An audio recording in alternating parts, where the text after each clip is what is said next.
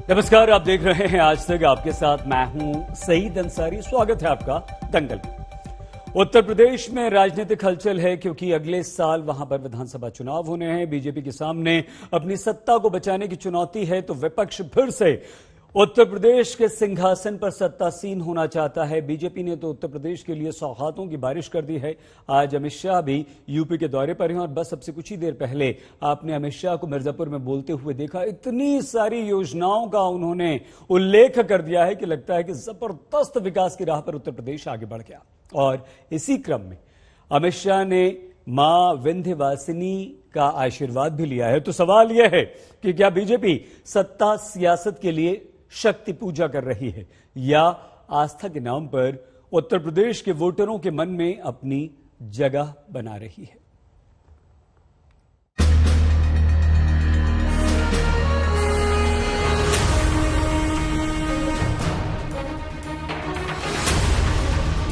देश के सबसे बड़े राज्य उत्तर प्रदेश में विधानसभा चुनाव का काउंटडाउन शुरू हो चुका है। राज्य के सियासी फैसले में अब महज 7-8 महीने का वक्त ही बचा है, लेकिन तमाम पार्टियों ने अपनी ताकत अभी से झोंक दी है।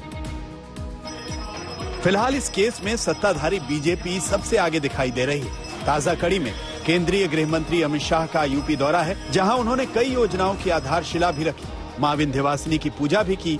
लेकिन अहम बात, सीएम योगी आदित्यनाथ की जमकर तारीफ की और उससे भी खास कहा कि 2022 चुनाव में भी बीजेपी प्रचंड बहुमत से जीतेगी।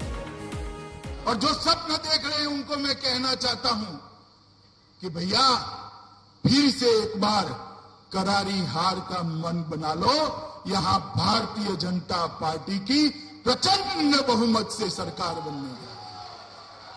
मित्रों, उत्तर प्रदेश के अंदर योगी जी के नेतृत्व में भारतीय जनता पार्टी की सरकार ने जो परिवर्तन लाया है, मुझे पूरा भरोसा है कि गत चुनाव की तरह ही इतने प्रचंड बहुमत के साथ फिर से यहां कमल की सरकार बनने जा रही है। पहले का उत्तर प्रदेश मुझे ठीक तरह से याद है। चाहे पश्चिम के अंदर भर से मारे लोग क्षेत्र छोड़कर जा रहे हों, चाहे महिलाएं अपने आप को असुरक्षित महसूस करती हो, चाहे दिन दहाड़े गोलियां चलती हो, चाहे दंगों से ग्रस्त उत्तर प्रदेश हो। और आज जब मैं 2021 में यहां पर खड़ा हूं, तो मैं गर्व के साथ कह सकता हूं कि योगी आदित्यनाथ और उनकी टीम ने उत्तर प्रदेश के कानून और व्यवस्था को देश में सबसे आगे ले जाने का काम किया। मिशन यूपी के लिए बीजेपी ने अपनी पूरी ताकत झोंक दी। केंद्रीय गृह मंत्री अमित शाह ने लखनऊ में Uttar Pradesh state institute of forensic sciences university की आधारशिला रखी। इसके अलावा अमित शाह मिर्जापुर और वाराणसी के लिए भी सौगात लेकर पहुंचे। शाह ने कहा कि 44 जनहित योजनाओं को लागू करने में यूपी देश भर में अव्वल नंबर पर है। यूनिवर्सिटी के शिलान्यास के मौके पर सीएम योगी आदित्यनाथ बोले कि आज का उत्तर प्रदेश पुराना वाला यूपी नहीं है। उत्तर प्रदेश दंगों का प्रदेश माना जाता था। उत्तर प्रदेश में कानून की व्यवस्था बदहाल थी। उत्तर प्रदेश में आधी से अधिक जगह उत्तर प्रदेश पुलिस बल की खाली पड़ी हुई थी और माफिया राज इस कदर हावी था कि जिस भूमि पर हम इंस्टीट्यूट ऑफ फॉरेंसिक साइंसेज की स्थापना कर रहे हैं, 142 एकड़ की इस भूमि पर लखनऊ के एक माफिया ने कब्जा करके वो प्लॉटिंग कराने जा रहा था।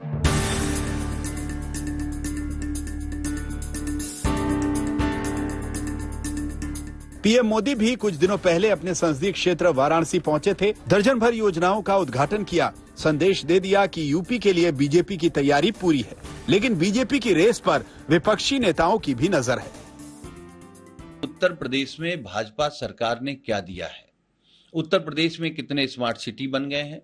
उत्तर प्रदेश के बेरोजगार नौजवानों को कितने लोगों को रोजगार मिल गए हैं? बाहर से कितने उद्योग आ गए हैं? कितनी सड़कें बन गई हैं? बिजली उत्पादन में उत्तर प्रदेश सरकार ने क्या काम किया है? और जो बहन बेटियों के साथ लगातार अन्याय हो रहा है, जो उत्तर प्रदेश में महिलाओं का चीरहरण हो रहा है और उनको बीजेपी के लोग क्यों संरक्षण दे रहे हैं, इस पर भी गृह मंत्री जी बात करेंगे।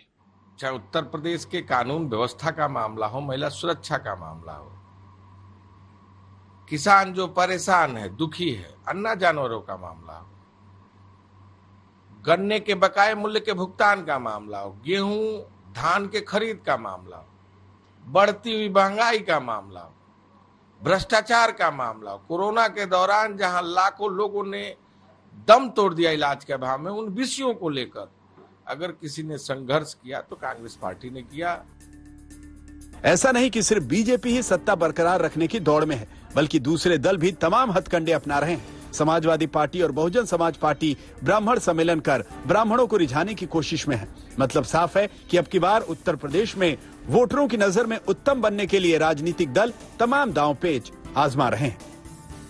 यूपी में बीजेपी का 2022 का मिशन अब की बार 300 पार। इसके लिए न सिर्फ संगठन के स्तर पर कार्यक्रम चलाया जा रहा है, बल्कि खुद गृह मंत्री अमित शाह लखनऊ और मिर्जापुर में कार्यक्रमों की शुरुआत कर रहे हैं।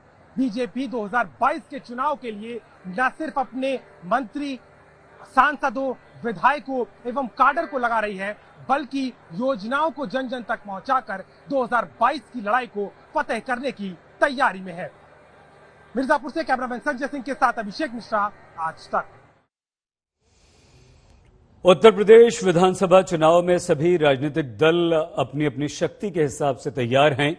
बीजेपी सबसे आगे नजर आती है और अमित शाह को आपने सुन लिया, ढेर सारी योजनाओं की सौगात आज उत्तर प्रदेश को वो दे चुके हैं, दे रहे हैं। प्रेम शुक्ला जी, अनुराग भदौरिया जी, अखिलेश प्रताप सिंह जी, प्रोफेसर सतीश प्रकाश जी और विशाल मिश्रा जी, सभी को नमस्कार, सभी का स्वागत। और आप सभी विद्वजन हैं, आप सभी अपने अपने क्षेत्र के दिग्गज हैं। आप सभी से निवेदन एक छोटा सा, अगर अपना अपना पक्ष रखें, अपनी अपनी पार्टी की बात करें, तो देश की जनता और उत्तर प्रदेश की जनता को समझ में आएगा कि आप क्या करना चाहते हैं यूपी की जनता के लिए, किस तरह से चुनाव में लड़ना चाहते हैं, जाना चाहते हैं। और ये निवेदन आप पांचों महानुभावों से इसलिए क्योंकि शिकायतें ये आ रही हैं कि भाई नेता आते हैं, अपनी बात करते नहीं, अपनी पार्टी का पक्ष रखते नहीं है और अखिलेश जी और दूसरी पार्टी की बुराई करने पर लग जाते हैं। ये आप सभी से निवेदन है हमारा, बाकी इच्छा आपकी। प्रेम शुक्ला जी, जिस तरह से उत्तर प्रदेश में बीजेपी आक्रामक है और ऐसा लगता है कि चुनाव के लिए अगर सबसे ज्यादा तैयारी किसी की है प्रेम शुक्ला जी, तो वो बीजेपी की है। और आज जितनी योजनाओं का उल्लेख अमित शाह जी ने किया है, उसे देखकर प्रेम शुक्ला जी ये लगता है कि उत्तर प्रदेश बहुत तेजी से विकास के पथ पर दौड़ रहा है। मतलब होता इतनी सारी योजनाएं, इतने सारे काम, इतने सारे कॉलेज, इतनी सारी यूनिवर्सिटीज हो रही हैं, होने वाली हैं, सब कुछ, लेकिन चुनाव लड़ने के लिए क्या सिर्फ ये घोषणाएं काफी हैं या सांगठनिक स्तर पर आपकी पार्टी का मजबूत होना, क्योंकि 6 मंत्री अभी तक जिनकी जगह खाली है उन्हें नहीं लिया गया है, संगठन में बहुत सारे आपके कार्यकर्ता हैं जो जिम्मेदारी मिलने की उम्मीद लगाए बैठे हैं, वो खाली हाथ हैं, तो चुनाव सिर्फ बड़े बड़े नेता आकर घोषणा करके लड़ेंगे या जमीनी स्तर पर लड़ा जाएगा उत्तर प्रदेश में बीजेपी की तरफ से? प्रेम शुक्ला जी। देखिए शहीद भाई, ये जो विकास हो रहा है तो जमीनी स्तर पर ही हो रहा है।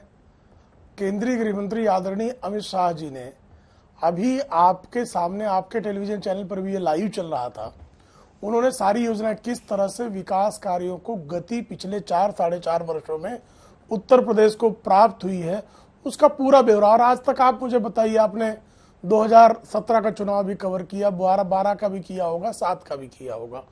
आपको कभी जो सत्तारूढ़ दल है, चाहे 7 में समाजवादी पार्टी रही हो, 12 में बसपा रही हो, 17 में सपा रही हो, किसी राजनीतिक दल ने अपने विकास कार्यों को चुनावी रैलियों में डंके की चोट पर इस तरह घोषित किया हो? अगर आपके पास कोई दृश्य फुटेज शेष हो आपके आर्काइव्स में तो दिखा दीजिए। नहीं है, क्योंकि लगातार जनता का विकास, पूरे उत्तर प्रदेश को विकास के महामार्ग पर ले जाना, बीमारू राज्यों की श्रेणी से निकालकर उसको प्रगत राज्य ले जाना, $1 ट्रिलियन इकोनॉमी बनाने के लिए संकल्पबद्ध होना। जैसे आज आदरणीय योगी आदित्यनाथ जी ने बताया कि जिस फॉरेंसिक साइंस लैब का उद्घाटन हुआ उस भूमि पर लखनऊ के एक माफिया ने कब्जा कर रखा था। उस कब्जे को, और ऐसा अकेला एक कब्जा नहीं है, हजारों एकड़ भूमि जो है जो भू माफिया के कब्जे में थी उसको मुक्त कराने का कार्य हुआ। प्रेम जी, करोड़ों लोगों के घरों में शौचालय बने। प्रेम जी, अगर एक भी अवैध इमारत गिरती है, एलपीजी गैस कनेक्शन एक मिला, भी माफिया, लगातार मेडिकल कॉलेजेस बन रहे ढहाई हैं जाती है जी, तो वो प्रमुखता से हम दिखाते हैं और ये कहते हैं कि देखिए उत्तर प्रदेश में योगी आदित्यनाथ की सरकार ने ये ढहा दिया जी, और जितने जेल में आभारी है हैं माफिया, आपके। है ना। लेकिन यहाँ हमारा सवाल ये था सर कि जो बातें आप कर रहे हैं वो तो अमित शाह जी कुछ सेकंड पहले ही बता चुके हैं, कुछ मिनट भी नहीं हुए हैं अभी उसको वो बता रहे हैं। हमारा सवाल ये था कि संगठन स्तर पर जो आपके कार्यकर्ता जिम्मेदारी निभाने के लिए तैयार बैठे हैं, क्या वो ठगे से महसूस नहीं करते? सांगठनिक स्तर पर भी हम बहुत ही नहीं, बिल्कुल सांगठनिक स्तर पर भी भारतीय जनता पार्टी सबसे सक्षम है और बूथ से लेकर भारतीय जनता पार्टी के सांगठनिक कार्यों की जो रचना है वो बूथ स्तर से प्रारंभ होकर राष्ट्रीय स्तर तक है और हमारा पन्ना प्रमुख से लेकर आदरणीय प्रधानमंत्री तक सांगठनिक कार्यों की परिश्रम की पराकाष्ठा करते हैं। इसी कारण चुनाव दर चुनाव आप देख रहे होंगे, चाहे 2014 का लोकसभा चुनाव हो, चाहे 2017 का विधानसभा चुनाव हो, चाहे 2019 का फिर लोकसभा चुनाव हो या 2021 के जो है जिला पंचायत चुनाव हो, हर चुनाव में जनता भारतीय जनता पार्टी के पक्ष में जो प्रचंड जनादेश देती है उसमें हमारे कार्यकर्ताओं का सबसे बड़ा योगदान होता है और हमारे कार्यकर्ता राष्ट्र सेवा के लिए, समाज सेवा के लिए स्वयं को समर्पित पाते हैं। उनके लिए राष्ट्र प्रथम है, पार्टी द्वितीय है और व्यक्ति अंतिम है, इस दिशा से कार्य करते हैं। बहुत बढ़िया, ठीक है प्रेम जी, और धन्यवाद आपका इस बात के लिए भी कि आपने सिर्फ अपनी बात कही है, तो ये अच्छा रहा कि आपकी बात सुनी लोगों ने।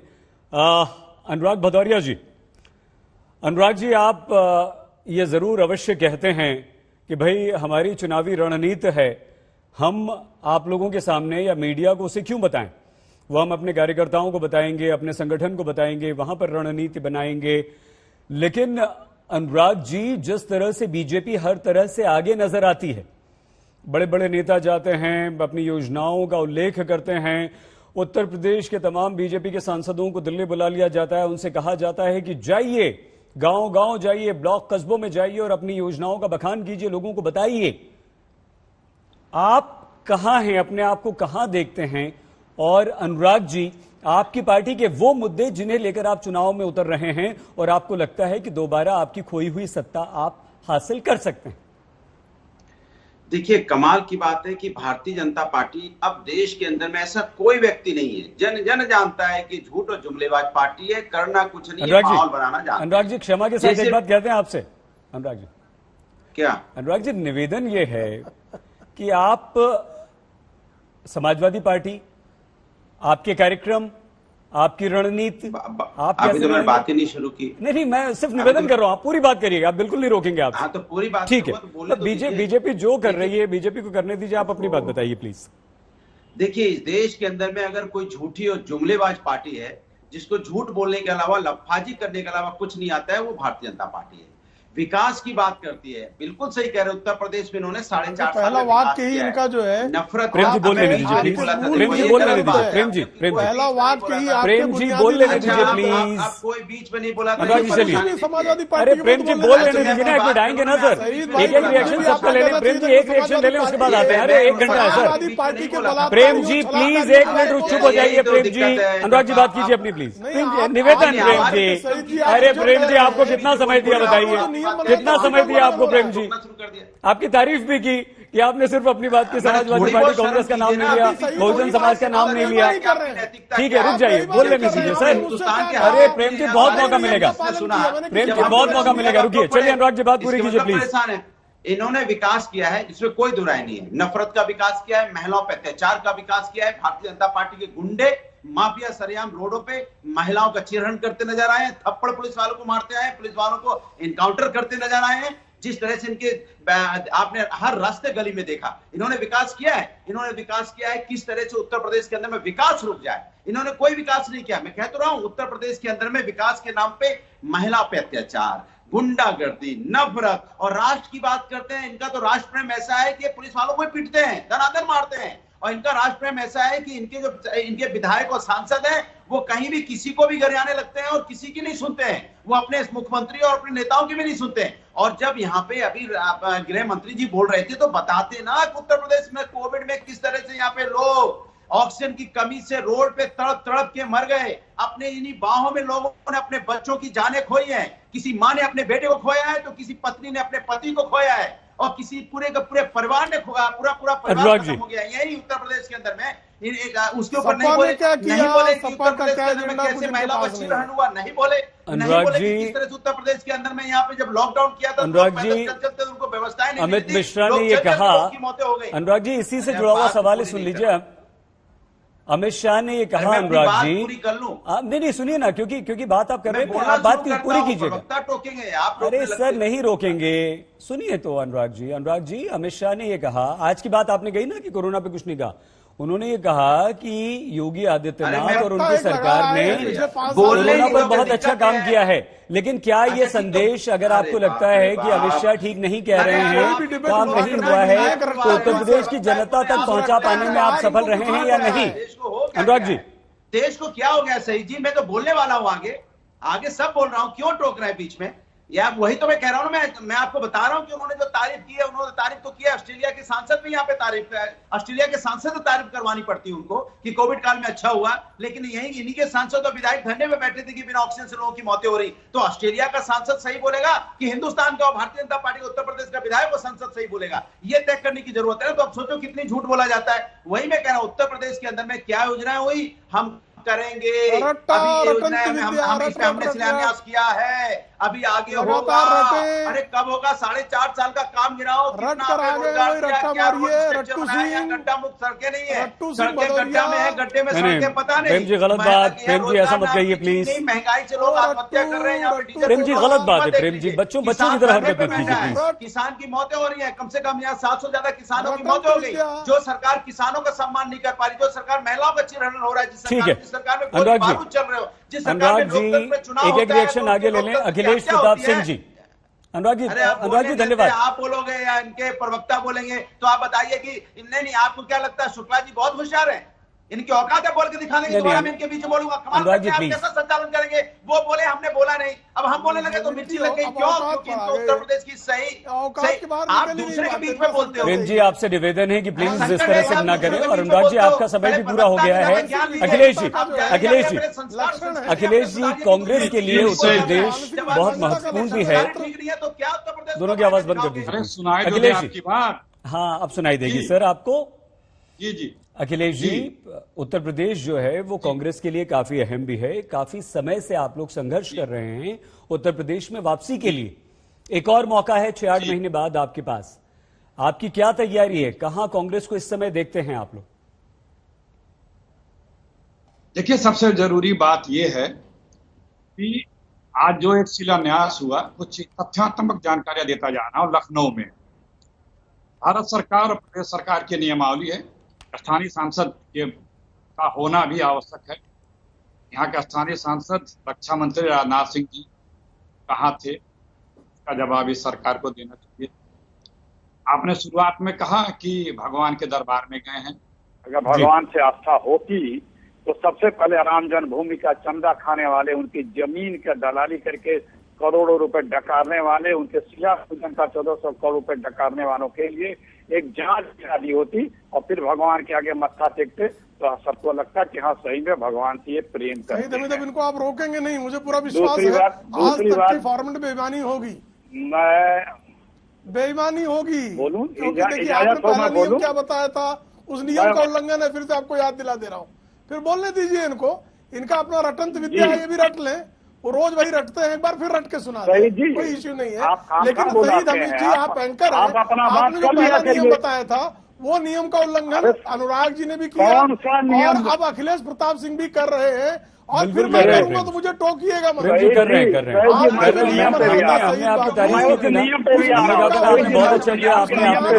समाजवादी बहुजन समाज का नाम नहीं लिया। अखिलेश जी, आपकी बात अधूरी रह गई थी, अपनी बात प्लीज पूरी कीजिए और ये भी बताइए कि वो कौन से ऐसे मुद्दे होंगे या एक महत्वपूर्ण मुद्दा होगा जिससे आपको लगता है कि आप लेकर जनता के बीच जाएंगे? देखिए, मुद्दे सबसे पहले विपक्ष के ये होते हैं कि सरकार ने जो 5 साल हुकूमत की है, जिसकी जवाबदेही है, उसने क्या किया। विपक्ष का पहला मुद्दा ये होता है। और आपने बताया कि आदरणीय अमित शाह जी ने बड़े काम गिनाए हैं। अब मैं इनके जो जुमला मैनिफेस्टो है उसके कुछ पॉइंट पढ़ के बता रहा हूँ, आप बताइए ये काम हुए क्या। सभी लघु सीमांत, चलिए इस लघु सीमांत किसको को ब्याज मुक्त फसली ऋण मिलेगा, मिला है क्या। 6 एम्स बनाने थे, बने हैं क्या। 6 IT पार्क बनाने थे, बने हैं क्या। 6 जो है food park, mega food park बनाने थे, बने हैं क्या।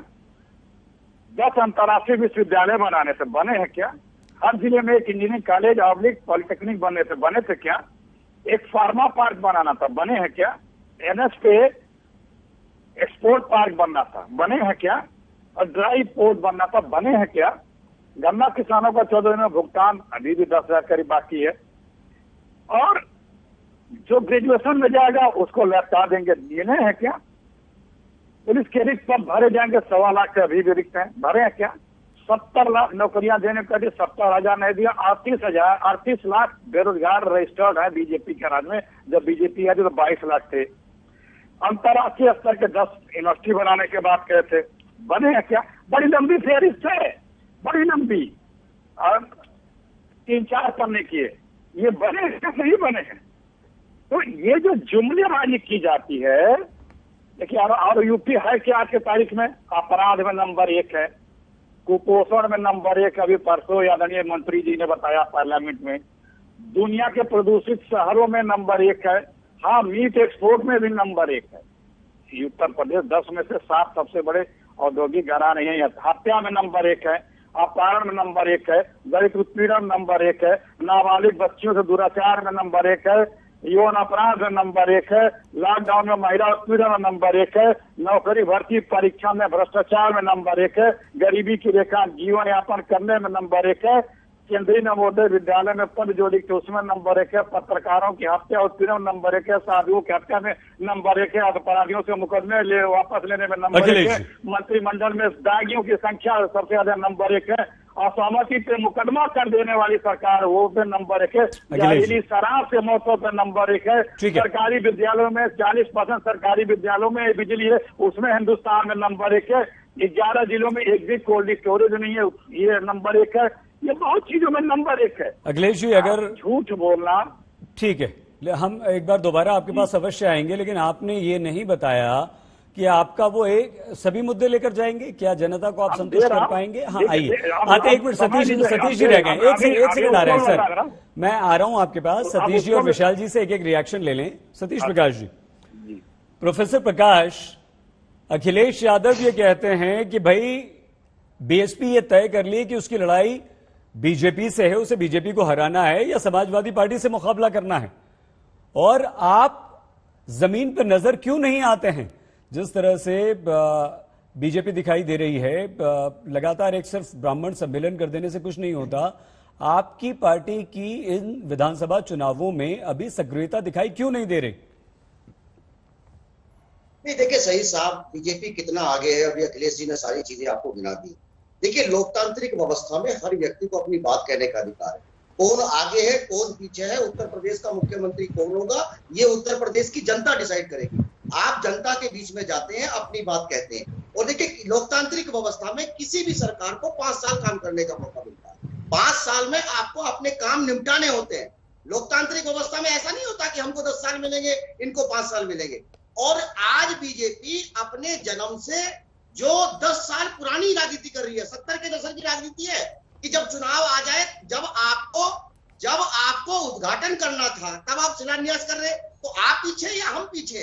देखिए, हमारा कहना यह है कि आज अमित शाह जी जिस प्रचंड बहुमत की बात कर रहे हैं, जब उत्तर प्रदेश की तमाम जनता जब प्रचंड महामारी के बीमार दौर से गुजर रही थी, उस वक्त इनकी आवाज नहीं निकल रही थी। और ये चीजें जो है ना, देखिए सही साहब, कहीं ना कहीं चीजों को भटकाना जा रहा है। हम सामाजिक रूप से कमजोर है, सामाजिक रूप से जो कमजोर वर्ग है या जो सामाजिक रूप से कमजोर वर्गों की आवाज उठाते, प्रोफेसर साहब, थोड़ी जी प्रोफेसर साहब, यही हमारा सवाल यही तो है ना आप तीनों से अनुराग जी से, तो अखिलेश जी से आपसे सवाल यही ना कि बीजेपी कहीं ना कहीं आप लोगों से आगे तो हो जाती है, भले जनता को बताने में, भले ही सोशल मीडिया के माध्यम से, और आप तो अब आपस में अखिलेश यादव कह रहे हैं कि भाई बीएसपी तय करे कि वो बीजेपी से लड़ रही है, समाजवादी पार्टी से लड़ रही है, तो कहीं ना कहीं इससे सीधे सीधे बीजेपी को फायदा नहीं पहुंच रहा है। नहीं, देखिए बीजेपी को फायदा कैसे पहुंचता है बता रहा हूं आपको, ये भी आपका क्लियर कर रहा हूं। देखिए ये बीजेपी है, ये आरएसएस है, इसका मुद्दा कुछ होता है, इनकी आवाज कुछ हो रही है। आज उत्तर प्रदेश नहीं पूरे देश का जो पिछड़ा वर्ग है वो ये चाहता है कि 1931 के बाद में इस देश में 2011 में जातीय जनगणना हुए, जातीय जनगणना के आंकड़े पहले कांग्रेस ने दबाए, आज बीजेपी दबा करके बैठी है। जब पूरे देश का पिछड़ा वर्ग ये चाहता है कि जातीय जनगणना के आंकड़े डिक्लेयर हो, आज बीजेपी चर्चा करा रही है कि जातीय जनगणना होगी या नहीं होगी। याद कीजिए 89 में जब मंडल कमीशन की बात हुई तब यही बीजेपी के लोग एक रथ यात्रा कर रहे थे।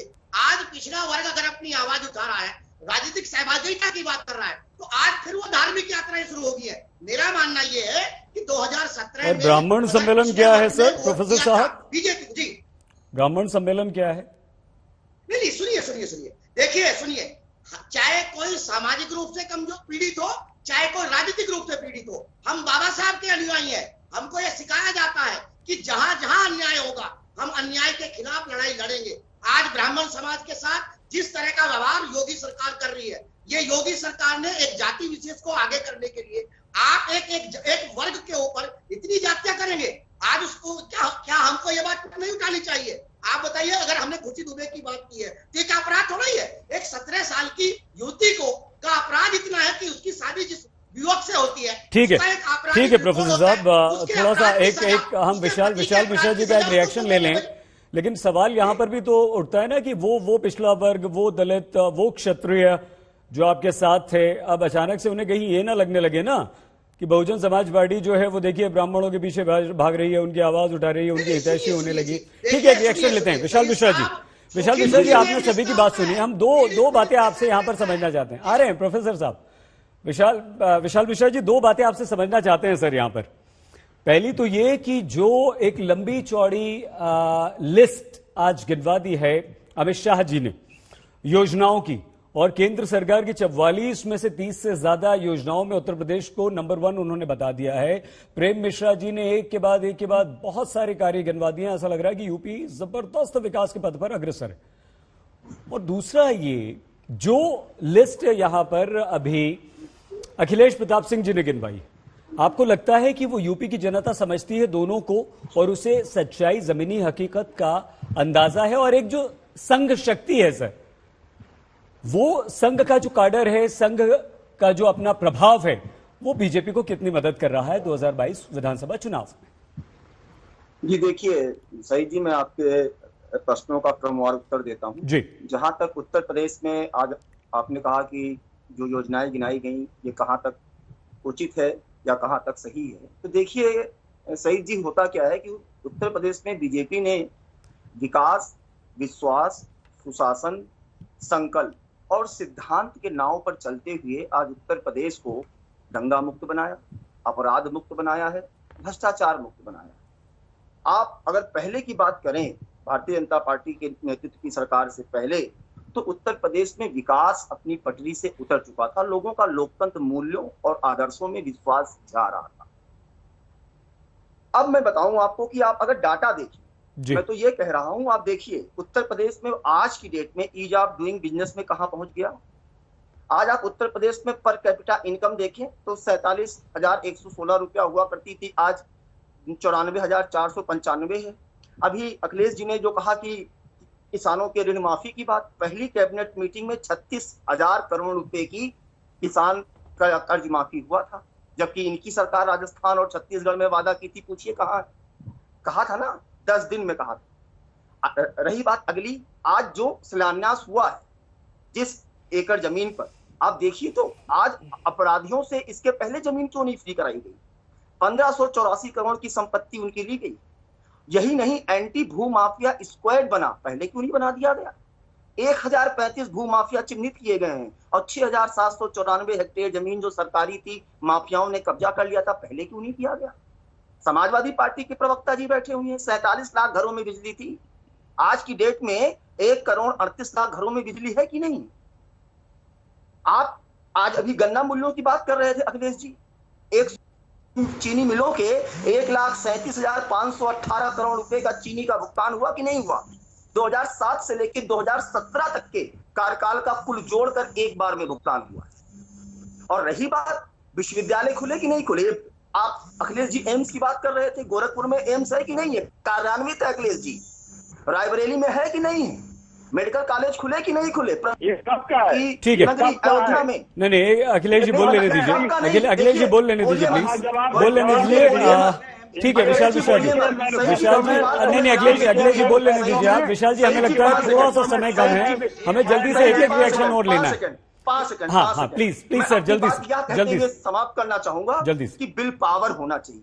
सागर की अपनी क्षमता है, पर माझी भी कब थकता है, जब तक सांसों में स्पंदन है उसका हाथ नहीं थमता है। यह भावना है भारतीय जनता पार्टी की। आपने बताया नहीं संघ शक्ति युगे संघ तो ऑर्गेनाइज ठीक है, संघ तो है ही साथ में।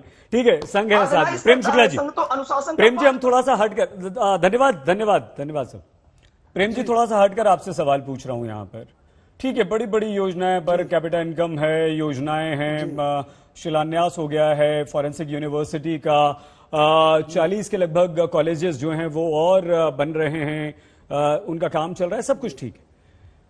एक उत्तर प्रदेश का आम व्यक्ति, क्या आज आप मानते हैं कि पेट्रोल के बढ़े हुए दामों से परेशान नहीं है? क्या प्रेम जी आज आप ये मानते हैं कि उत्तर प्रदेश में बेरोजगार युवा जो है वो परेशान नहीं है कि मुझे रोजगार चाहिए?